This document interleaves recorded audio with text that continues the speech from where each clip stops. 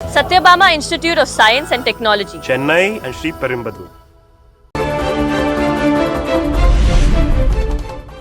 சென்னையில் ஆபரண தங்கத்தின் விலை சவரனுக்கு 560 ரூபாய் உயர்வு. 1 கிராம் தங்கம் 13,370 ரூபாய்க்கு விற்பனை.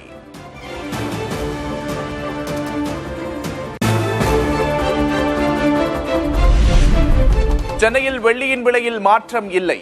1 கிராம் 240 ரூபாய்க்கும் 1 கிலோ 2,40,000 ரூபாய்க்கும் விற்பனை.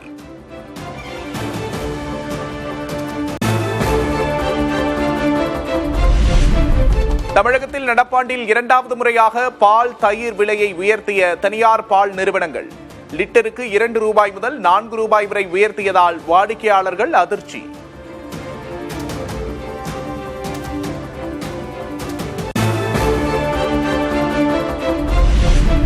தனியார் பால் விலை உயர்வால் ஆவின் பாலுக்கு தேவை அதிகரித்து தட்டுப்பாடு ஏற்பட வாய்ப்பு.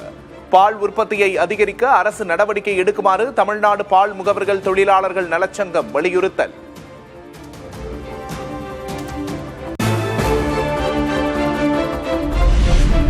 ஆவின் பால் கூட்டமைப்பின் நஷ்டம் கடந்த நிதியாண்டில் 120 கோடி ரூபாயாக அதிகரிப்பு. அரசின் பால் கொள்முதல் சரிவு மற்றும் மானிய விலையில் விற்பனை ஆகியவற்றால் நஷ்டம் அதிகரிப்பு.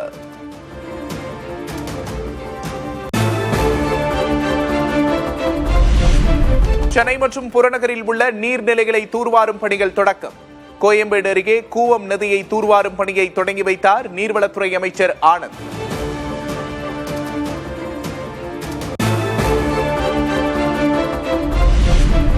சென்னையில் நீர்நிலை தூர்வாரும் பணியை தொடங்கி வைக்க இருசக்கர வாகனத்தில் தனியாக வந்த அமைச்சர் ஆனந்த் போக்குவரத்து நெரிசல் காரணமாக இருசக்கர வாகனத்தில் பயணித்ததாக தகவல்.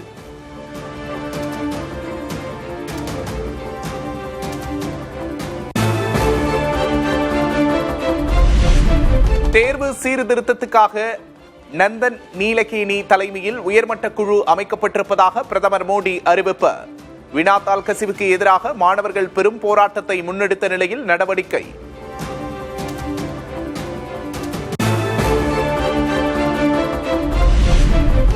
நந்தன் நீலகேணி தலைமையிலான சீர்திருத்த குழுவில் இடம்பெற்ற 6 பேர் சென்னை IIT இயக்குநர் காமகோடி, இஸ்ரோ முன்னாள் தலைவர் சோம்நாத் உள்ளிட்டோருக்கு இடம்.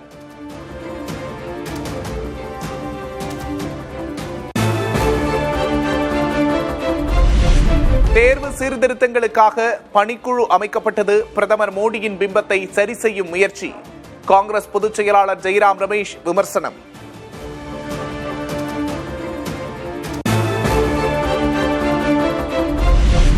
தேர்வு முறைகேடு தடுப்பு சட்டத்திருத்த மசோதா நாடாளுமன்றத்தில் இன்று தாக்கல். 10 ஆண்டு சிறை தண்டனையிலிருந்து 10 கோடி ரூபாய் வரை அபராதம் வரை கடுமையான தண்டனைகளுடன் கூடிய மசோதாவை நிறைவேற்ற திட்டம்.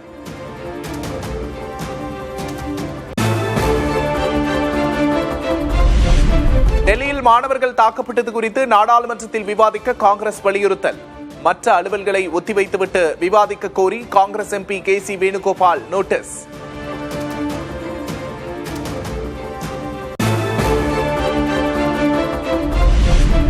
மாணவர்களின் போராட்டம் ஓய்ந்த பின்னும் டெல்லி ஜந்தர் மந்தர் பகுதியில் தொடரும் பலத்த பாதுகாப்பு. ஜந்தர் மந்தர் பகுதி அணுகு சாலைகளில் தடுப்பு வைத்து காவலர்கள் கண்காணிப்பு.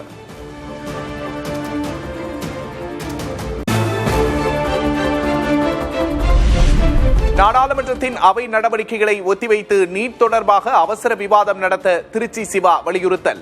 பேரழிவை ஏற்படுத்தும் நீட் தேர்வை மிக முக்கியத்துவம் வாய்ந்த பிரச்சனையாக கருதி விவாதிக்க கோரிக்கை.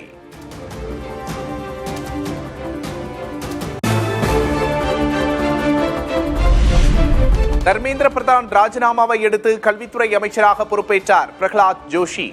துறையின் செயல்பாடுகள் குறித்து உயரதிகாரிகளிடம் ஆலோசனை.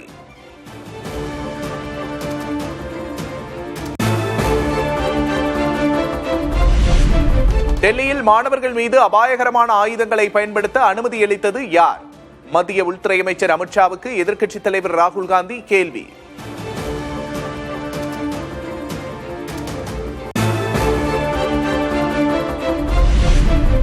பீகார் பந்த் வன்முறை வழக்கில் முன்னாள் அமைச்சர் தேஜ் பிரதாப் யாதவ் கைது.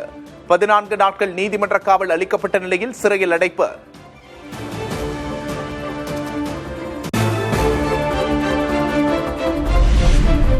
அசாமில் நீட் தேர்வுக்கு எதிரான போராட்டத்தில் அமைச்சர் கேசாப் மஹந்தாவின் மகள் பங்கேற்ற சம்பவம். குழந்தைகளின் செயலுக்கு பெற்றோரை பொறுப்பாக்க கூடாது என்று முதல்வர் ஹிமந்த பிஸ்வ சர்மா கருத்து.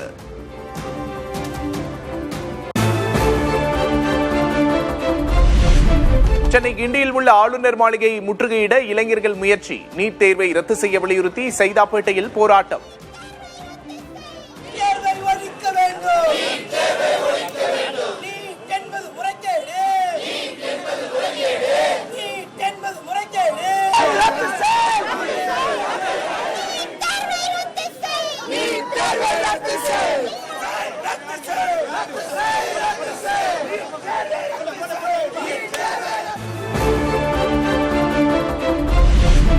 மாணவர் போராட்டத்தை திமுக போராட்டமாக மாற்ற எதிர்க்கட்சித் தலைவர் உதயநிதி முயன்றதாக அமைச்சர் நிர்மல்குமார் குற்றச்சாட்டு. ஆக்கப்பூர்வ பணிகளில் உதயநிதி கவனம் செலுத்த வேண்டும் என்றும் அறிவுறுத்தல். இந்த மாதிரியான மாணவர்கள் போராட்டத்துக்குள்ள ஹைஜாக் பண்றதுக்கான ஒரு கேவலமான வேலையெல்லாம் கோமாளித்தனத்தெல்லாம் விட்டுறணும். ஸோ இது மாணவர்கள் அவங்களுடைய உணர்வுபூர்வமாக போராட்டம் பண்ணாங்க. அதற்கு அவர்களுக்கு கிடைத்த வெற்றி நேற்று ஒன்றிய அரசு அவங்களுடைய அமைச்சர் ராஜினாமா செஞ்சாங்க.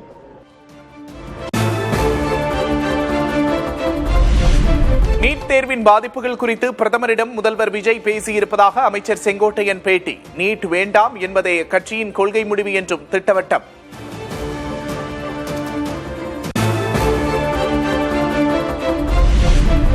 தென் மாநில முதல்வர்கள் அடங்கிய 31வது மண்டல கவுன்சில் கூட்டம் மத்திய உள்துறை அமைச்சர் அமித்ஷா தலைமையில் அடுத்த மாதம் மாமல்லபுரத்தில் நடைபெற உள்ளதாக தகவல்.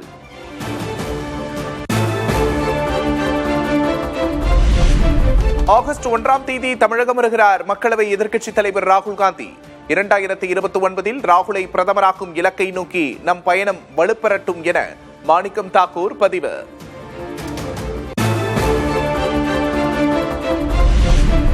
ராஜினாமா செய்த 4 எம்எல்ஏக்களும் விளக்கமளிக்க சபாநாயகர் ஜே.சி.டி. பிரபாகர் அழைப்பு. அதிமுக சார்பில் கொடுக்கப்பட்ட தகுதி நீக்க மனு குறித்தும் வரும் 30ஆம் தேதி விளக்கம் கேட்க திட்டம்.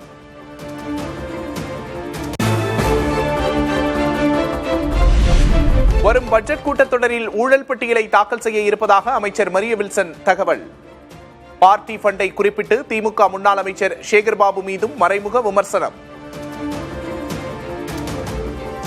பார்ட்டி ஃபண்டுன்னு என்னன்னு தெரியாத மாதிரி அப்படி என்னது பார்ட்டி ஃபண்டு என்னது அப்படின்னு சொல்லிட்டு வெளியே நடந்து போனாங்க. அதுல ஒருத்தர் இருக்கார் இந்த தொகுதியில ஜெயிச்சவர். அப்படி என்னதுன்னு கேட்டு வந்தார். வரப்போற சட்டமன்றத்துல செஷன்ல தனியா ஒரு அறிக்கை ரெடி பண்ணிட்டு இருக்கிறோம், ஒரு ஆடிட்டிங்.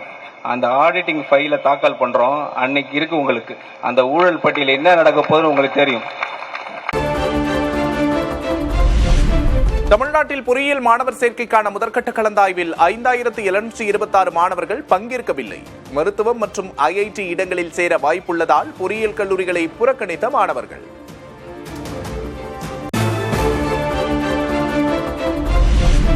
முன்னாள் குடியரசுத் தலைவர் ஏபிஜே அப்துல் கலாமின் 11ஆம் ஆண்டு நினைவு தினம் இன்று.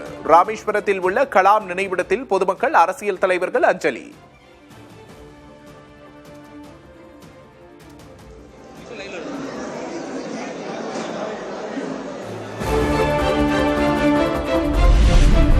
காஞ்சிபுரம் செவிலிமேடு சந்திப்பு பகுதியில் மின்வெட்டை கண்டித்து பொதுமக்கள் சாலை மறியல். இரவு நேரங்களில் தொடர்ந்து மின்வெட்டு நிலவுவதாக புகார்.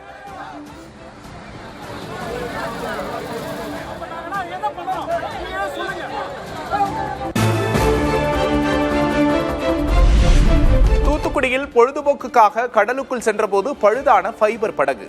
மாயமான 2 சிறுவர்கள் சடலமாக மீட்பு.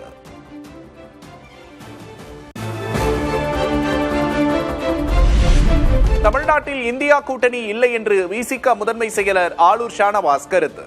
திமுக இல்லாமல் காங்கிரசால் தமிழ்நாட்டில் கூட்டணி அமைக்க முடியவில்லை என்றும் புதிய தலைமுறைக்கு பிரத்யேக பேட்டி. ராகுல் காந்தியும் முட்டி மோதி பார்த்துட்டாரு. தமிழ்நாட்டில் இந்தியா கூட்டணி அமைஞ்சது போல எங்கேயாவது அமைஞ்சுதா? இப்ப திமுக இல்லாம அவங்களால அமைக்க முடியுதா? அதை பாருங்க, திமுக இல்ல. இந்தியா கூட்டணி தமிழ்நாட்டில் எப்படி இருக்கு? ஏதாவது தெளிவு இருக்கா? இந்தியா கூட்டணி அமைஞ்சிருச்சா தமிழ்நாட்டில்? எங்க தலைவர் என்ன சொன்னாரு? டிட்டாச்சா இருக்கும்னு சொன்னார்ல. ஏன் அப்படி சொல்ல வேண்டிய நெருக்கடி வருது? இது வரைக்கும் கூட்டணி அமையல, அதிகாரப்பூர்வமாக அறிவிக்கலன்னு சொன்னார்ல. அப்போ கூட்டணியே ஒரு ஃப்ரேமுக்கு வரல. இதுதான் காங்கிரஸுக்கு இன்னைக்கு நிலைமை. தமிழ்நாட்டை மறைமுகமாக பாஜக தான் ஆள்கிறது. தலைமை செயலாளர் சாய்குமாரின் பணிக்காலம் நீட்டிப்பு தொடர்பாக ஆளுநர் ஷானவாஸ் விமர்சனம். எந்த அதிகாரி மாற்றப்பட்டிருக்காருன்னு கேட்கிறேன். அதிகாரிகள் மாற்றம் இயல்பானது, பொதுவானது. ஆனா திமுக ஆட்சி காலத்தில் போடப்பட்ட உச்ச பொறுப்புகளில் இருந்த தமிழ்நாட்டின் மீதான உணர்வுமிக்க அதிகாரிகள் டம்மியாக்கப்பட்டு பாஜகவின் கைப்பாவையாக இருந்து போடப்பட்ட சிஎஸ் பதவிக்காலம் முடிந்தும் பதவி நீட்டிப்பு கொடுக்கப்பட்டு தொடரப்படுகிறார் அப்படின்னா இப்ப அதெல்லாம் தான் இப்போ இங்க இந்த மாணவர் போராட்டம் வரைக்கும் வருதுங்கிறனா. இயற்கையின் கொடையான பள்ளிக்கரணை சதுப்பு நிலத்தை அழிக்கலாமா? பாமக தலைவர் அன்புமணி ராமதாஸ் கேள்வி. பள்ளிக்கரணை மார்ஷ்லேண்ட் சதுப்பு நிலம் எவ்வளவு தண்ணி வந்தாலும் எவ்வளவு வெள்ளம் வந்தாலும் அது வடிக்கிற இடம். 100 years பேக் வரைக்கும் இந்த பள்ளிக்கரணை சதுப்பு நிலம் கிட்டத்தட்ட ஒரு 15,000 ஏக்கர் பரப்பளவு. இன்னைக்கு வெறும் 2,500-2,700 ஏக்கர் தான் இருக்கு. இந்த 2,500 ஏக்கரையும் அழிக்க பார்த்துட்டு இருக்கிறாங்க. மிகப்பெரிய ஒரு சூழ்ச்சி நடக்குது இது கெடுக்கிறது. The government notifies the entire Pallikaranai marshland and to save this for the future generations to come.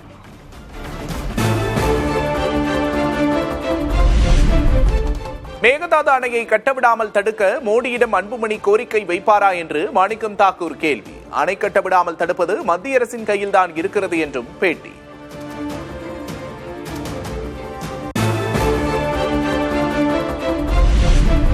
தமிழ்நாட்டில் சட்டப்பூர்வ நீர் உரிமையை பாதுகாப்பதில் அரசு உறுதியான தொடர் நடவடிக்கை. தாவேக அரசின் நடவடிக்கைகளை பட்டியலிட்டு அமைச்சர் ஆதவர்ஜுனா திமுக தலைவர் மு க ஸ்டாலினுக்கு பதில்.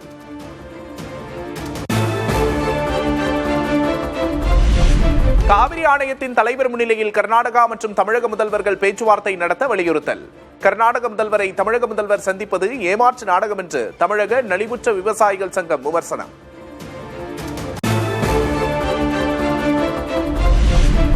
கர்நாடக மாநிலத்தைச் சேர்ந்த அனைத்து கட்சி எம்பிக்களை டெல்லியில் சந்திக்கிறார் மாநில முதல்வர் டி.கே. சிவக்குமார்.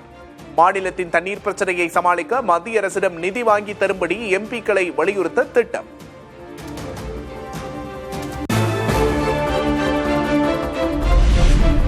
சொல்வதை கேட்காமல் சொந்த கட்சிக்குள் இருந்து கொண்டு போர்க்கொடி தூக்க வேண்டாம் என எச்சரிக்கை. விருப்பம் இல்லாதவர்கள் கட்சியிலிருந்து வெளியேறலாம் என சீமான் பேசுவது போன்ற ஆடியோ வைரல். தலைமையிலிருந்து கொடுக்குற ஆள் வரக்கூடாதுன்னா அப்ப நானும் வரக்கூடாதுல்ல. அதுக்கு ஒரு போர்க்கொடி தூக்குவீல்ல. வேணாம்னா நீங்க வெளியேறி போக வேண்டியதானங்க. நீங்க சொல்றதை செய்யறதுக்கு எந்த கட்சி இருக்கோ அந்த கட்சியில போய் சேர்ந்துக்கிறங்க. உங்க போர்க்கொடியில எங்கிட்ட கிழிச்சு துற போடுங்க. சொல்றதை கேட்டு இருந்தது செய்ய முடியுங்க செய்யுங்க. இல்ல வேணாம்னா வெளியில போங்க, அவ்வளவுதானே.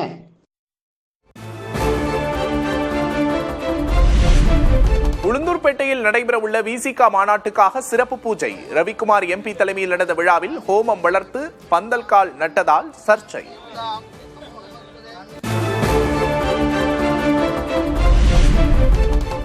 திருவண்ணாமலை இடுக்கு பிள்ளையார் கோவில் மோட்ச துவாரத்தில் சிக்கிய பெண் மீட்பு. உடல் பருமனாக உள்ளவர்கள் கோவிலுக்கு செல்ல அனுமதி இல்லை என்று பலகை வைக்க பக்தர்கள் கோரிக்கை.